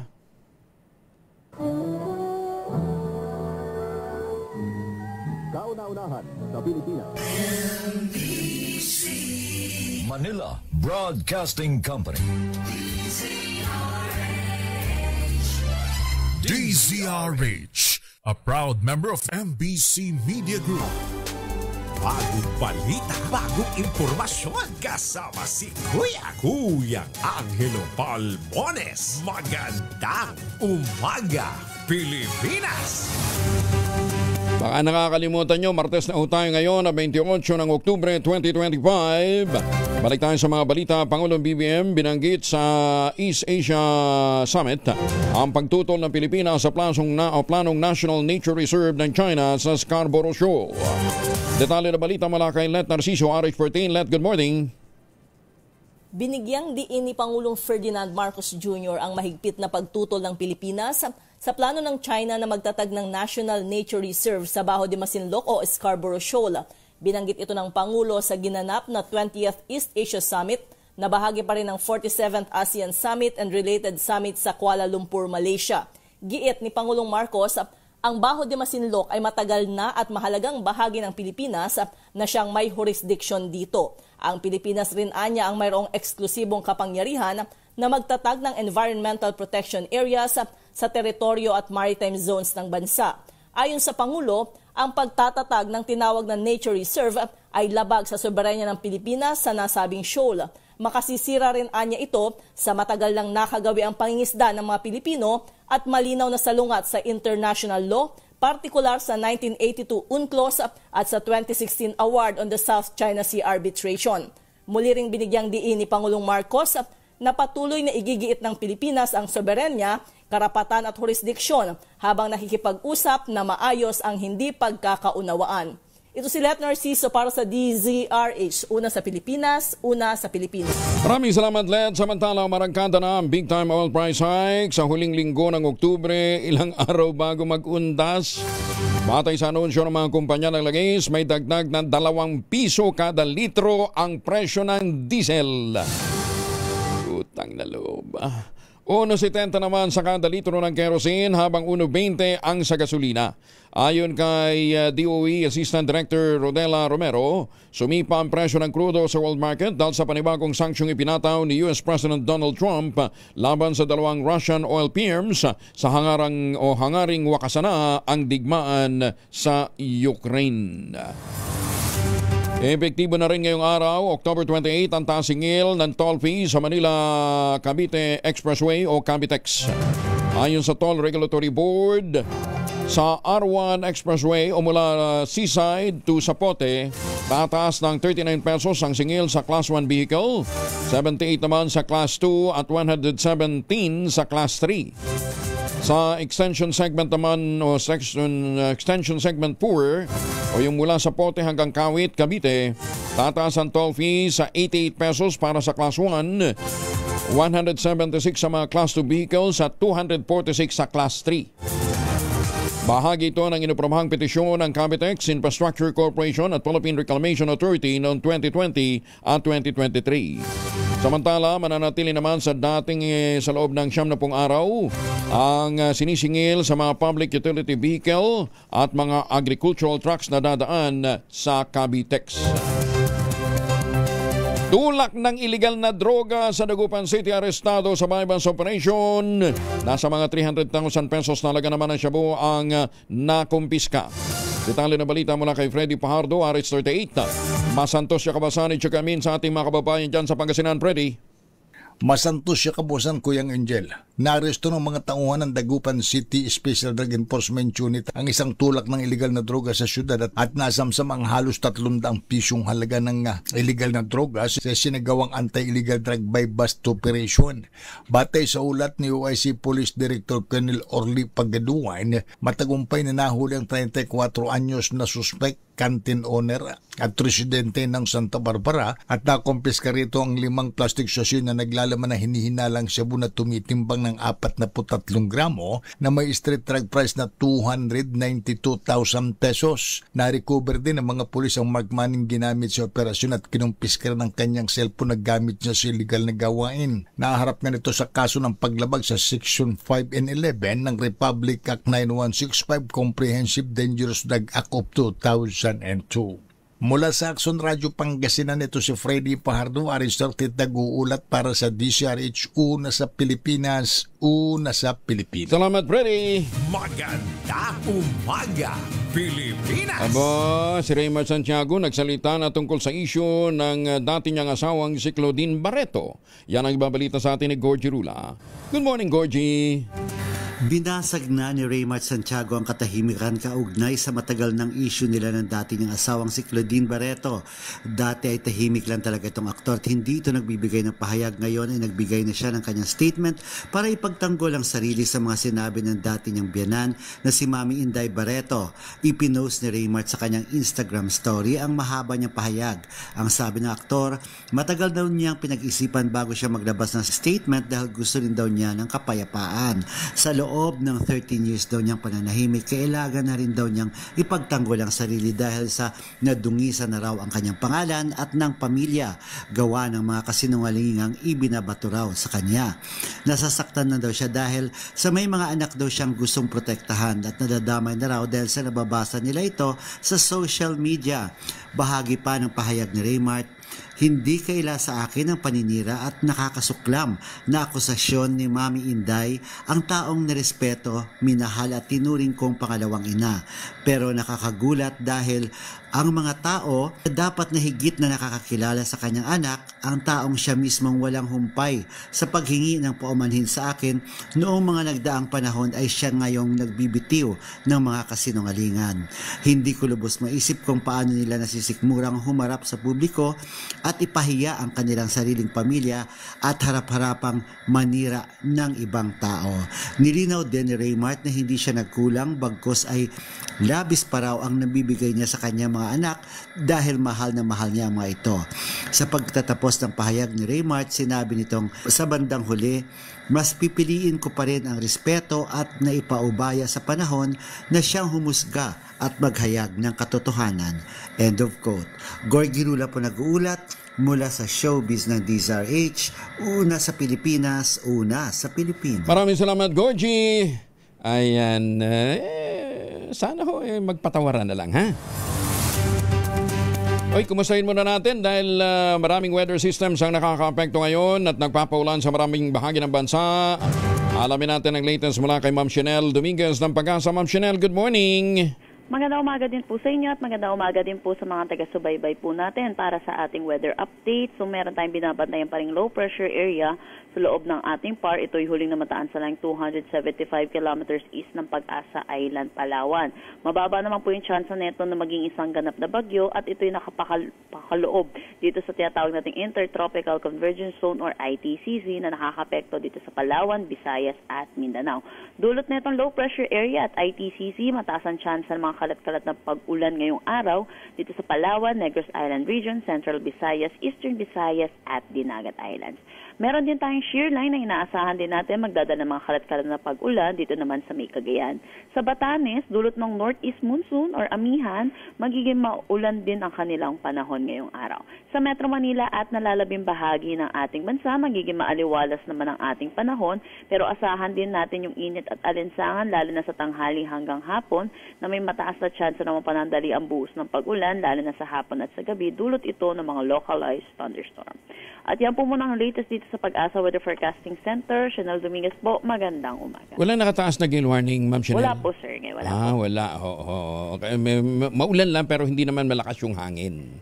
Yes po. Pero ay posible po makaranas din po ng mga malalakas na bugso ng hangin po dito po sa Batanes dahil dulo po ito ng northeast monsoon po natin. Okay. Ayan. Pero may makapal din yung cloud cluster na nasa labas ng PAR. Ano yung papasok, palabas? Ito po yung patuloy po natin binabantayan. Pero ito po ay intertropical convergence. Okay. ITCZ. Pag sinabi nating ITCZ, anong ibig sabihin nun, ma'am? Ito po yung salubungan po ng hangin na nanggagaling sa Northern Hemisphere at Southern Hemisphere. Dulot po neto, nagkakaroon po tayo mga kulapan. Same concept po siya, paano po tayo nagkakaroon ng shear line. Yung shear line po, salubungan po ng northeast monsoon, pati na rin ng easterlies. Yun po, nagkakaroon po tayo ng mga kaulapan. Ayan. Thank you, Ma'am Chanel. Magandang umaga. Ingat po kayo. Si Chanel Dominguez mula po naman sa Pag-asa. Maganda umaga, Pilipinas! Oy, malapit na ho magpasko, kaya tuloy ho ang ating pamimigay ng premyo. Ito na muna ang ating word of the day. Standby muna kay Ma'am Cathy Stabilio. Ready na ba kayong tandaan ang ating word of the day para manalo ka ng DZRH mini component? Ito na! Ang ating word of the day ay tulog. Tulog. Sa mga kulang ang tulog, syempre puyat. Yan. Tulog ang ating word of the day. Hey, hey, hey! It's the time of the year para mamigay ng malakasang pamasko. Dahil ito na ang DZRH Pasko Panalo Malakas Promo. Kapag nahuli namin kayo nakatutok sa DZRH Radio o nanonood sa DZRH TV at DZRH Online, instant meron kang ginaldong 1,000 pesos at Christmas gift basket hatid ng DZRH. Plus, may bonus round pa. Kailangan lang sagutin ang keyword of the day para mapasa inyo ang aming DZRH mini component. Kaya, kinig na! Sa DZRH Pasko Panalo Malakas Promo! Sa mga nag-aabang ng location ni Shenwell Alparo para mamigay ng premyo, 1,000 at meron pang mga regalo, nandyan sa Barangay Pinagsama, Phase 2, Taguig City. Barangay Pinagsama, Phase 2, Taguig City.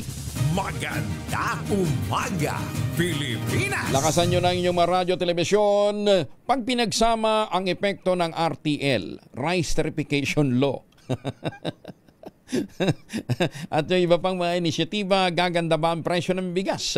Kasama na natin ngayon ang spokesperson ng Bantay Bigas sa maagang uuwi din ng probinsya, si Ma'am Cathy Estabilio. Ma'am Cathy, good morning. Hello, good morning, Sir Angel. Magandang umaga, siyempre, sa lahat na nakikinig at laging sumusubaybay dito sa inyong programa. Magkano ang farm gate price natin ngayon? Sir Angel, pakiulit mo nga yung tanong mo. Magkano yung farm gate price ngayon ng palay? Farm gate price ng palay? Actually, Sir Angel, talagang nakakagalit. Galing ako sa Mountain Province nitong nagdaang araw. Last week ay 8 pesos. Sa Mountain Province, 8 pa rin? Akala ko tumaas na doon dahil namili ang NFA doon. Wala naman NSA silang nakikita, Sir Angel. Ganun? 8? Ano yan? Sa Cagayan ba? Yan na yung, yan na yung huling nagtatanim, nag-aani kasi kalakhan na sa mga magsasaka natin, naani na. Dapat... Kaya itong mga Executive Order number 100 at Executive Order 101 ay wala na yan aabutin sa bukid ng ating mga magsasaka. Kasabay niyan ay kailangan pa rin ibasura yan kasi hindi naman magre-resulta ng pagtaas ng presyo ng palay ng ating mga magsasaka. Ang dami-dami nilang mga ipapatupad. Wala na, patay na yung kabayo. Dito sa may bandang yan, sa up north yan, dito sa medyo mas baba, bandang Pangasinan. Wala nang mag-aani dito sa Laguna. Yung narinig namin lately ay 10 hanggang 12. 10 to, yan yung wet? Oo, usually naman, Sir Angel, ang ibinebenta ng ating mga magsasaka ay wet kasi wala naman mga post-harvest facilities. At yung panawagan nga nila na 20 pesos per kilo doon sa bukid yan kasi talagang walang post-harvest facilities. Pangalawa, napakataas na ang price ng cost of production ng ating mga magsasaka.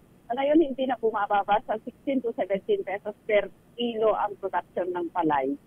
Kaya yung binabanggit na pag-uusapan pa lang ng Department of Agriculture, na pagbubuo ng committee, ayon sa inilabas na executive order, ang bagal talagang dito natin nakikita na pagdating sa pangangailangan ng ating mga magsasaka, hindi prioridad ng gobyerno. Pagdating sa pangangailangan ng mga magsasaka, yung support subsidy, support production subsidy, support price subsidy sa kanilang palay ay wala, puro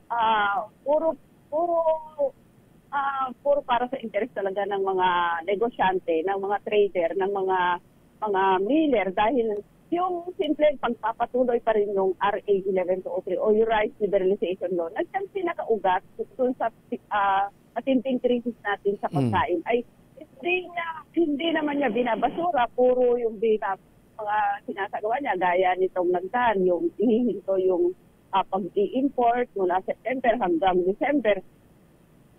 Wala tayong nakitang epekto sa presyo ng palay ng ating mga magsasaka na sobrang baba. Parang yung baba ng presyo ng palay ng ating mga magsasaka ay naulit nung 2019 nung naisabatas yung RA 11203 na 7 pesos per kilo, 10 pesos hanggang 8 yung mga ganyan. At naulit ngayon. So, yung simple, hindi niya tinitignan yung cost ng matinding krisis natin sa pagkain at napakamahal na presyo ng pagkain at pagkalugi ng ating mga magsasaka. Mindoro. Ay siyang pinakadahilan kung bakit nagkakaganito ang industriya natin sa agrikultura. Ma'am Cathy, Mindoro, magkano daw?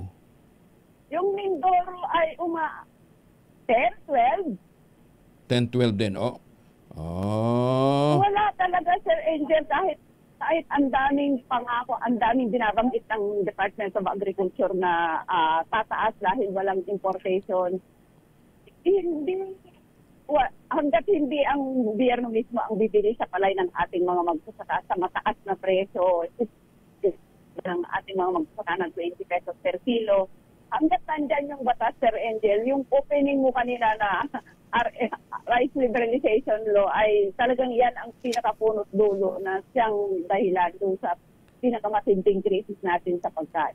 Okay. Ma'am Cathy, thank you for the time. Maraming salamat po at doon sa mga impormasyon yan. Salamat. Magandang ingat po kayo. Oo. Sige, thank you. Tuloy-tuloy ang aming panawagan sa pagbabasura sa RA 11203 at yung pagtatanggal ng yung napakababang tarifa mula 35% to 15%, talagang napakatindi yung epekto nun. At siyempre, yung binabanggit na bagong nilabas ni BBM na Executive Order number 100 at 101.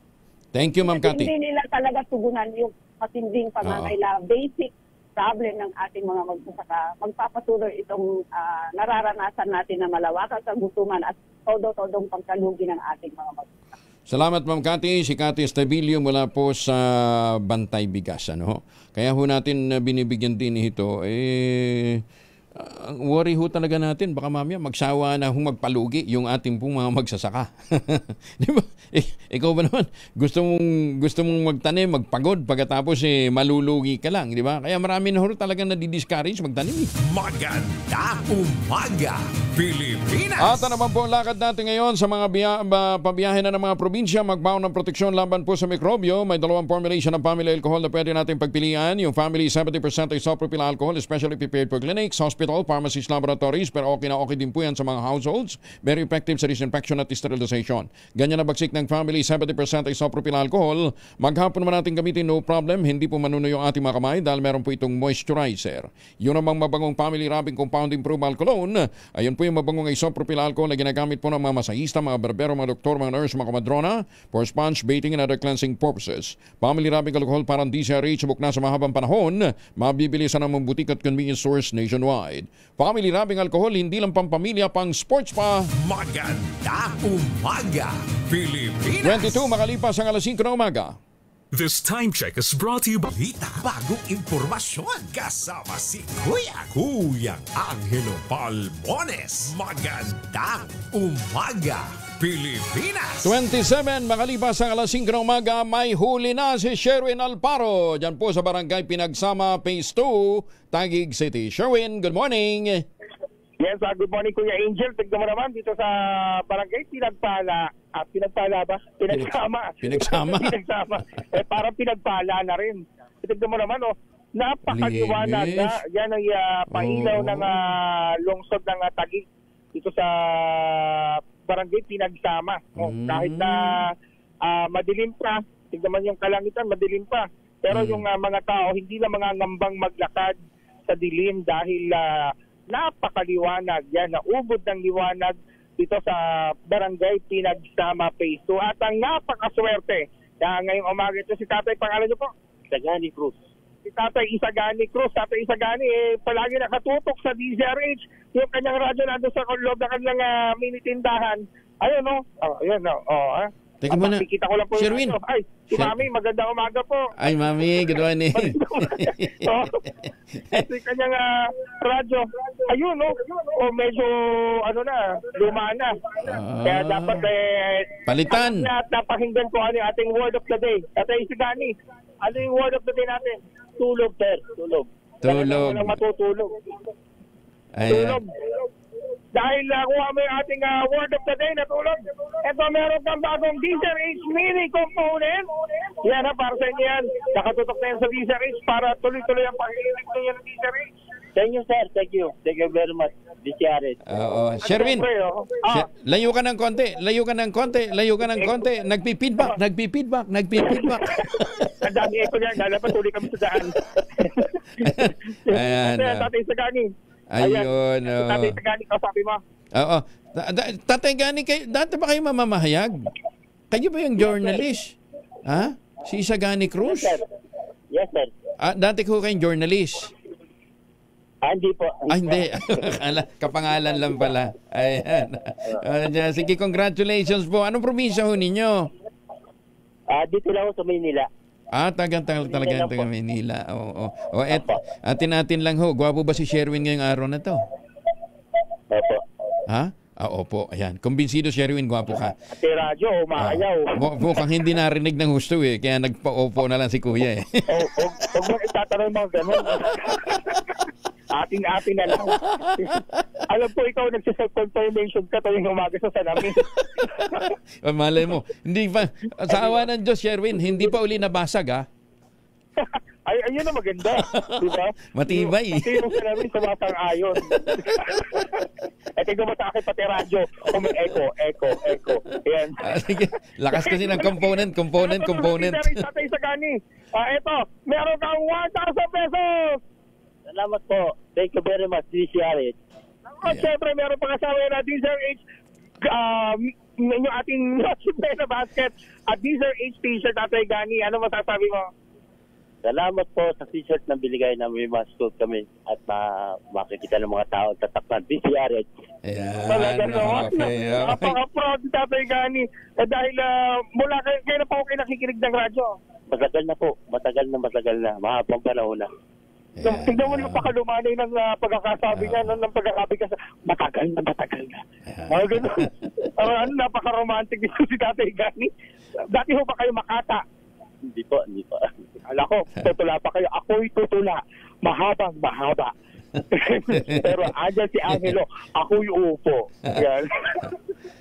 Sige. Naman sa mga ng 1,000 pesos sa akin tumutok sa DCRH. Baka kayo na susunod nating winner sa DCRH Pasko Panalo promo. Aris number 6, Sherwin Bata Alfaro, DCRH. Una sa Pilipinas. Una sa Pilipino. Maraming salamat, Sherwin, sa mga Taguig City, ha. Tuloy ho yung pamimigay ni Sherwin ng premyo dyan sa inyo. Magandang umaga, Pilipinas! Si Edwin Duque, Aris 23, nasa Bonifacio Market naman. Edwin, kumusta ka dyan? May buntag, Kuya Angel. Good news pa rin doon sa mga nabibili dahil itong mga presyo ng manok at karne dito sa Bonifacio Market sa Caloocan, Kuya Angel, nanatiling mababa yung presyo kabila na nagtaas na yung ibang mga palengke. Alam mo yung manok dito nanatiling 190 pesos, Kuya Angel, yung kilo. Yung baboy, 300 pesos, samantala 340, 300, halos 340 sa ibang palengke. Ang kapira ni Kuya, itong may-ari, hindi sila pwedeng magtaas dahil maraming umaasa sa kanila na mababa pa rin yung presyo. Kaya sila yung mismong katayan, no? May mga katayan na dito mismo sa lugar dito sa may kanto ng likod mismo ito ng MC Hospital. Itong baboy na 300, ang pork chop 300 pesos, ang giniling 300, halos patay-patay yung presyo. Yung pata ulihan at pata unahan ay 320 pesos lang bawat kilo. At yung liempo 360, halos 40 pesos yung pagkakaiba sa ibang palengke. Pero itong kambing naman, Kuya Angel, nanatiling 500 at 450 itong baka. Yung presyo ng isda, unti-unti na muling nararamdaman yung pagtaas dahil balik sa 340 ang bangus sa dagupan, habang 280 naman itong malilit na klase ng bangus. Ito nahuli lamang dito sa may bahagi ng Bulacan at bahagi ng Pampanga. Yung galunggong, tumas na rin hanggang 320. Ang yellowfin, 260 pesos yung bawat kilo. Yung shrimps, yung hipon na maliliit ay 180. Yung malalaking klase, yung halos 4 inches to 5 inches ay nasa 480 pesos bawat kilo. Yung tilapiyang Batangas, 130 na, Kuya Angel. Pero kung gusto mo yung medyo maliliit na galing ng Bulacan, ay 100 pesos yung bawat kilo. Yung espada, yung malalaki na manipis, ay yung mahabang maninipis, balik sa 400 pesos yung bawat kilo. Yung bisugod tuna ay 260, lapu-lapo 240 hanggang 450 pesos bawat kilo. Sa presyo naman ng gulay, yung palaya, abay bumalik itong iba pa, itong kamatis, balik sa 160. Yung bawat kilo, itong kalabasa, balik sa 70, mula sa dating 50 to 60 pesos bawat kilo. Labanos, 120, talong, 100 to 120, luya, 160, sibuyas, 160, ang bawang, 130, at ang sayote naman, muling tumaas na ng 70 pesos bawat kilo. Yung repolyo, bumaba ng 80 to 90 pesos. Alos 10 piso yung binaba. At ang carrots, 180 to 100 pesos, 180 mula sa dating 200 pesos. Yung siling na po yun, ang siling 250, ang siling panigang 90 pesos, ang siling pakopa 220 pesos bawat kilo. Sa presyo ng bigas ko, Angel, merong 40 pesos. Merong 40 to 48, at ang kasunod dito 52 to 58, at ang rice, yung red rice, 60 pesos, at ang dinurado, 80 pesos. Sa malagkit naman, yung medyo hindi ganong kaputian, 80 pesos. Yung magandang klaseng bagong harvest na malagkit, 100 pesos bawat kilo.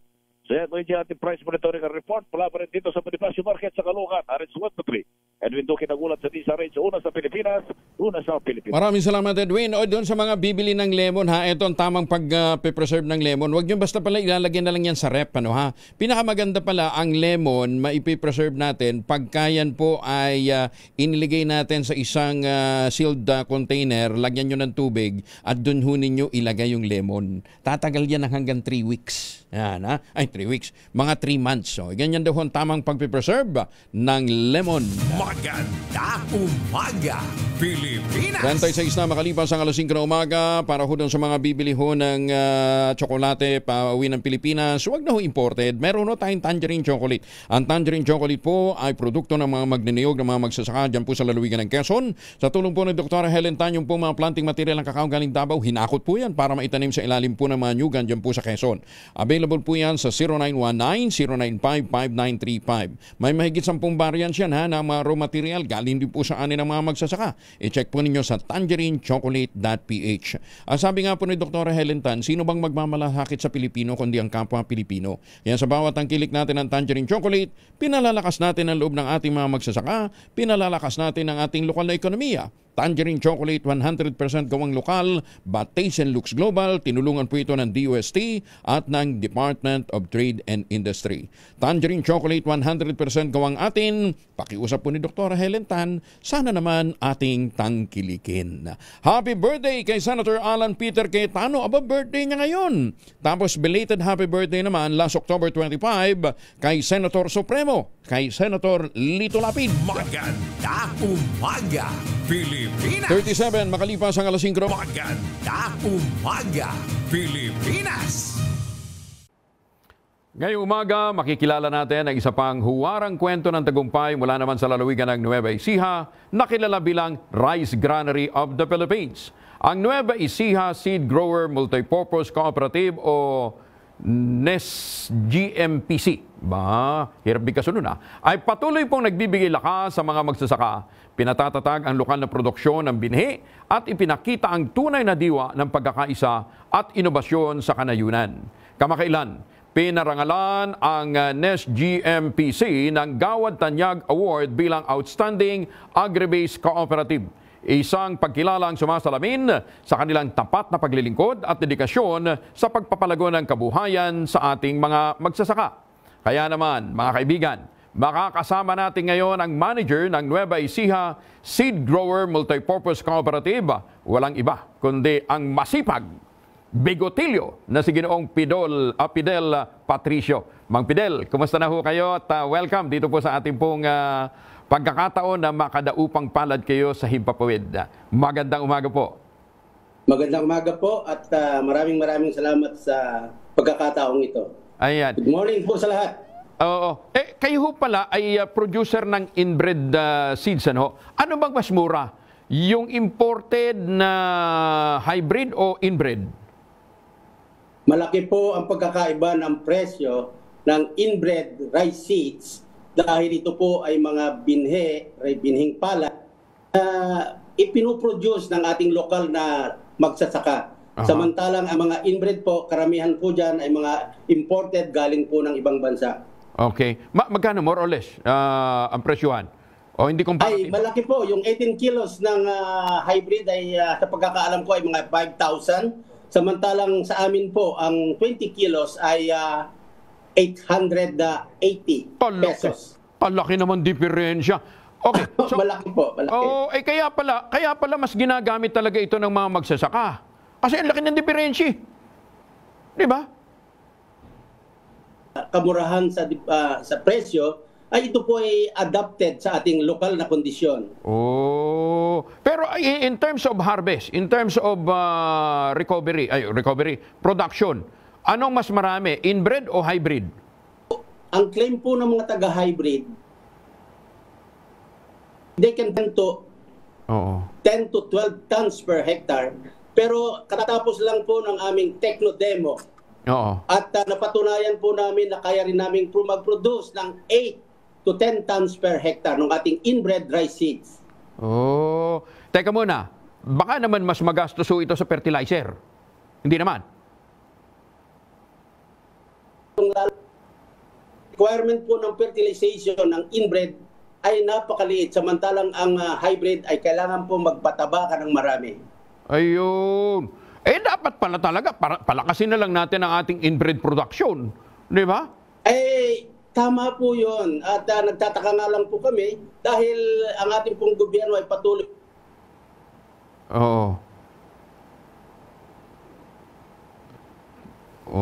Teka. Nawawala ang audio ni, Paulit na lang po. Napuputol? Sige, balikan na lang natin yung tanong. Apo. Nawawala po ba? Nawawala. Balikan ko yung tanong. Go. Mas dapat ho pala, mag-produce na lang tayo, palawigin na lang natin. Hindi. Go. 543-210. Mas dapat ho pala, palakasin na lang natin ang ating inbred production. Tekang muna, bakit pa ba tayo gumagamit ng imported na binhi? Sa programa ng ating gobyerno na ang paniwala nila ang hybrid ang solusyon sa ating kakulangan. Kami naman po mga producer, rice producer, inbred rice producer, ay nagsasabi sa kanila na hindi tama, hindi lang tanging hybrid ang solusyon. Nandito pa rin ang inbred rice seeds na produkto na natin ng local farmers ay adapted pa dito sa ating local condition. Sa isang sakahan, Sir Fidel, isang hektarya, gaano karami ang inbred seeds na napoproduce ng ating grower?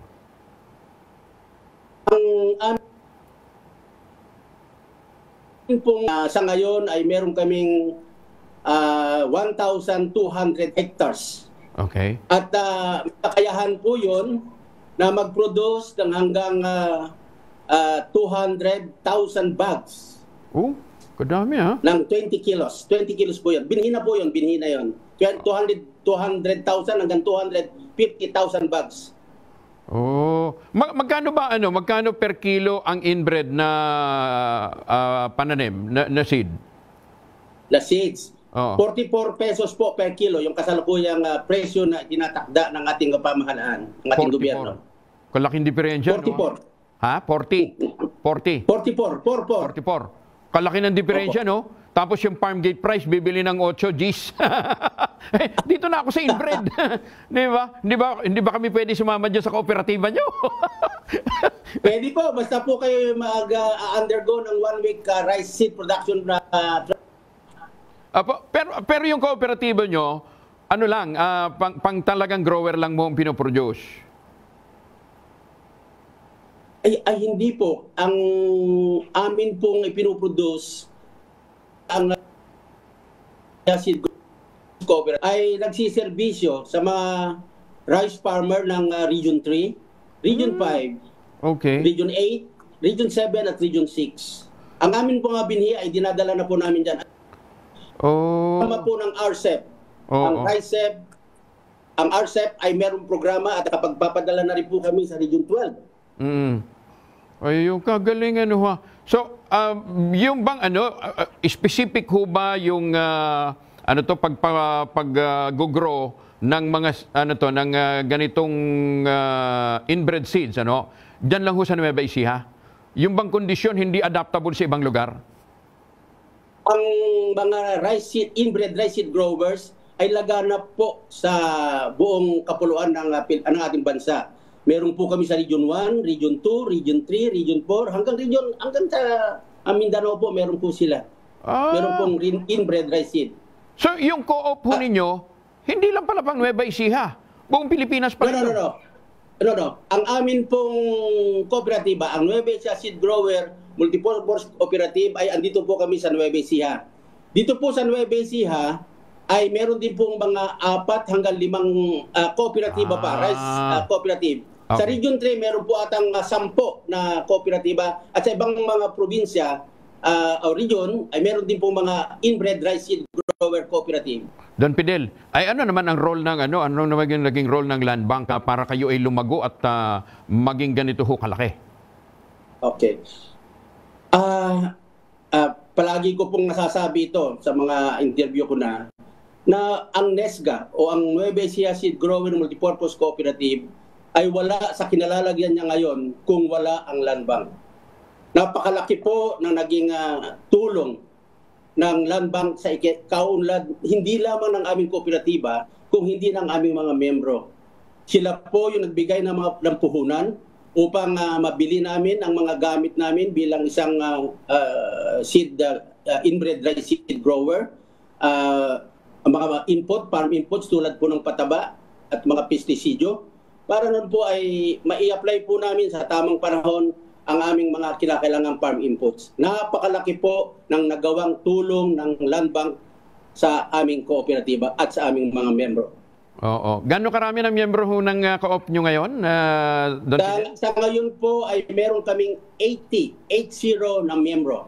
80. Tapos magkano kayo nagiging dividendo nila sa isang taon? Atin lang, hindi nakikinig ang BIR. Secret? Ibigay lang po namin ng patronage fund at dividendo. Depende po yung kasi sa ang ginawa po namin ay depende po yung sa dami ng kanilang dinideliver. Aha. Sa bawat deliver nila ay may katumbas na patronage refund. So, mas malaki ang na-deliver nila, mas malaki po yung patronage na maibibigay namin ng kooperatiba, maibabalik. Ayan, kagaling ha. Again, lagi ko ito tinatanong bilang parting message po sa ating mga kababayan. Number 1, anong gusto nyong iparating sa Land Bank? Pangalawa, anong gusto nyong iparating sa ating mga magsasaka? Don Fidel. Sa Land Bank, sasamantalahin ko po ang pagkakataon ito upang ipaabot ang aming taos-puso sa ngalan po ng buong Board of Directors, Management ng Nueva Ecija Seed Grower Multipurpose Cooperative at ng buong 80 magsasakang Pilipino na umaasa pang muli sa tulong na gagawin ng Land Bank. Maraming pong salamat at sana po magpatuloy kayo at makaisip pa kayo ng mga magagandang programa para sa ikabubuti, ikagiginhawa namin, lalong-lalo na po kaming mga magsasaka. Ayun. At saka sa mga kababayan naman natin, Don Fidel, sa mga magsasaka natin, ano gusto nyo iparating? Sa akin naman po mga kapwa magsasaka, suportahan po natin ang Land Bank. Huwag po tayong matakot na manghiram dahil napakaganda po ng mga programa ng Land Bank. At samantalahin po natin ang mga programa nilang nakaayon sa ating pangangailangan. Bigyan po natin ng pagkakataong magsilbi ang Land Bank sa atin at ganun din ang ating gobyerno. Suportahan po natin ang anumang programa na lalayong tumaas ang ating produksyon. Muli po, maraming Land Bank at sana po ay magpatuloy sila sa kanilang mga gandang programa para sa aming mga magsasaka. At sana wag na tayong mag-import masyado ng bigas. Total maganda naman ang produksyon Maganda ang produksyon, mataas ang produksyon ng ating mga magpapalay. Baka pwede, bawas-bawasan na natin ang pag-i-import ng palay. Nang sa gayon mapalakas natin, mapataas natin ang farm gate price. At the same time, madagdagan ho ang income ng ating mga magsasaka. Kung katulad nila Don Fidel, na talagang mga yayamanin magtayo din rin sila ng mga kooperatiba. Ayan, Anyway, Sir Fidel, maraming salamat for joining us. And again, congratulations sa inyong pong kooperatiba. At muli, maraming salamat din sa Land Bank sa inyong patuloy na suporta dito po sa programang ito ng ang tawag dito, Nueva Ecija Seed Grower Multipurpose Cooperative. Ano ho? Ang Gawad Tanyag Awardee, Outstanding Agri-Based Cooperative ng Land Bank. Ang nakasama ho natin ay ang manager ng NES GMPC, si Don Fidel Patricio. Maraming salamat po. Salamat po. Good morning. Good morning. Bili ni Itay, pagyamanin ang lupa't pananim, paghandaan ng bukas. Sa lahat ng yan, katuwang mo ang Land Bank. Sinanay kami sa makabagong kaalaman at pamamaraan, pati pagsulong sa moderno at sustainableng agrikultura. Naging tulay din sa pagtawid namin sa mundo ng digital. Napagyaman ko ang lupang pamana ni Itay. Katuwang ang Land Bank, sigurado ako sa masagana at maunlad na bukas. Bata pa lang ako, nakapokus na ako sa pagsasaka. Alam kong dito ako may pag-asang umasenso. Pero sa hirap ng buhay, muntikan nang di umusbong ang mga pangarap ko. Mabuti na lang, merong maasahang kaagapay sa pag-asenso. Madali lang mag-apply, malit pa ang interes. Kaya ngayon, ang mga binhing itinanim ko, unti-unti nang nagbunga. Panigurado, may anihing magandang kinabukasan ang ating mga susunod na henerasyon. Gaya ni Ginoong Giordani Cara, 2024 Land Bank Ulirang Magsasaka Awardee. Kaya mo ring pagyamanin ang iyong agribusiness sa tulong ng Land Bank AgriSenso Plus. Ang Land Bank AgriSenso Plus ay programang pautang ng Land Bank para sa mga magsasaka, mangingisda, SMEs at korporasyong nakapokus sa agrikultura. Land Bank AgriSenso Plus, kaagapay sa pag-asenso. Para sa karagdagang detalye, bumisita sa pinakamalapit na Land Bank Lending Center sa inyong lugar. Umaga, Pilipinas! Oras sa buong Kapuluan, 4 na minuto na lamang bago po mag-8 na umaga. Nananakit na ba yung mga kasukasuan, nagkakaringkel, sumihina na bang kalamnan? Epekto yan ang pagtanda. Ipinakikilala po ang Ultaplex, isang health drink mula po sa lumikha ng Ultabio backed by Japanese technology. Ang Ultaplex ay may HCG complex, yung hydrolyzed marine collagen para sa skin at joints, HMB pampalakas ng muscles at glucosa green para sa ginhawa ng kasukasuan. Available in coffee with stevia at powder drink mix. Kayang bawin ang galaw, sigla at ganda with proper diet and exercise. Hanapin po ang Ultaplex sa Shopee, Lazada at ultamayo.shop. Ang Ultaplex ay hindi gamot at hindi pwedeng gamiting panggamot sa anumang uri ng sakit. If symptoms persist, consult your doctor. 4 na minuto bago mag-8 ng umaga. Pilipinas! Magtanim ng kawayan para sa kalikasan at kabuhayan. Kuya Angel po, si Angel Palmones, nag-iiwan sa inyo na isang magandang umaga. Maraming salamat sa inyong walang sawang pagsubaybay, pakikinig at pagtitiwala. Oras sa buong Kapuluan, susunod na po ang 2x2 at ang ACS Balita. 1 minuto na lamang, ACS na umaga. Bagong balita, bagong impormasyon. Kasama si Kuya Angelo Palmones. Magandang umaga, Pilipinas!